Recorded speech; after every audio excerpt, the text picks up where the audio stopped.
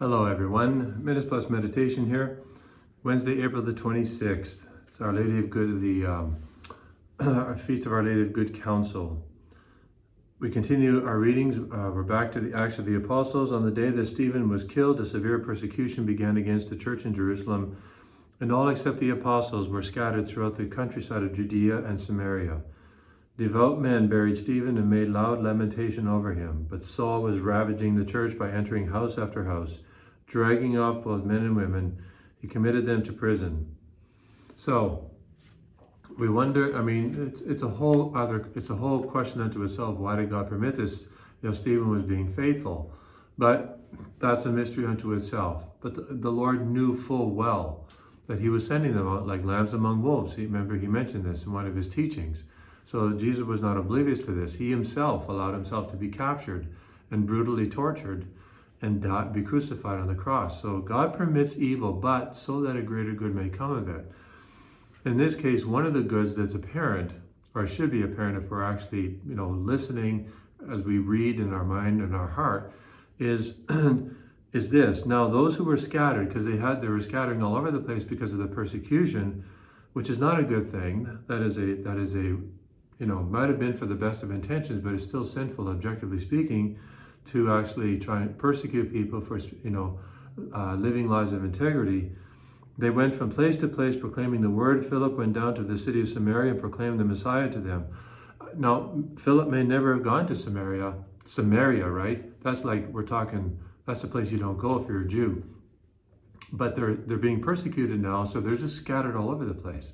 And so God, through this scattering, will actually, in effect, perhaps contrary to their sentiments, fulfill within them what he himself called them to do, and that is go forth and proclaim the gospel. Maybe they wouldn't have done it.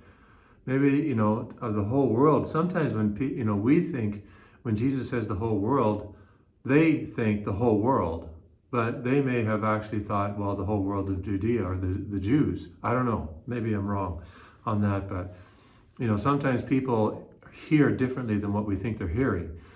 Anyways, they're scattered, they start preaching, and it's not going to stop there, we know that. But here to the Samaritans, right? These people don't mix, but now they're mixing because of what Jesus has done. So the crowds with one accord listened eagerly to what was said by Philip, hearing and seeing the signs that he did, and there was great joy in that city. So you see how great good is already coming out of this horrible persecution, and that's one of the manifestations of God's omnipotence, his infinite power. Over to the gospel. After Jesus had fed the crowd with the 5 loaves, he said to the people, "I am the bread of life." So controversy is going to begin here. "I am the bread of life. Whoever comes to me will never be hungry, and whoever believes in me will never be thirsty. But I have said to you that you have seen me and yet do not believe." He knows what's going to happen. This is not a surprise to Jesus. But he's teaching them, he's revealing them the great gift of the Holy Eucharist. And he knows that this is going to be a dividing line. Because why? Because they won't assent to what he is saying.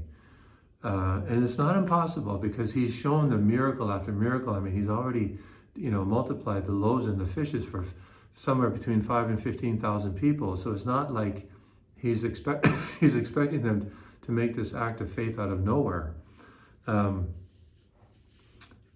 So this is, and Jesus in this teaching, and we're going to continue this in the days ahead, Jesus emphasizes the importance of the Father's will. "I have come down from heaven, not of my own will, but to do the will of him who sent me." So I'm here because of the Father's will. I have obeyed the Father, and now I call you to obey me. You see, it's all over. Like the Father has sent me, and I have obeyed him.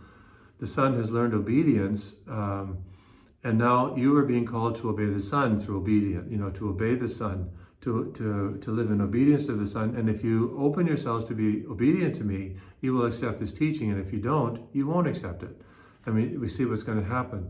A large portion of his disciples, right? Not the fringe, not the outsiders, but the disciples are going to leave him.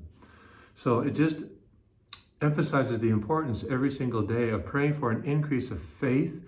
And even, Lord, help me to obey you. Help me to obey you in the church.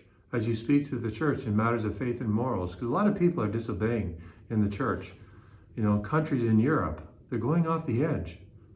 They're crazy. They're going off the edge. They're disobedient to God, to sacred scripture, to sacred tradition, and the magisterium of the church. It's so blatant. It's so obvious, but they're so blinded in their arrogance. They can't and they won't see it. So we have to pray that we will be faithful, to what God has given to us, and be men and women of true joy. God bless you.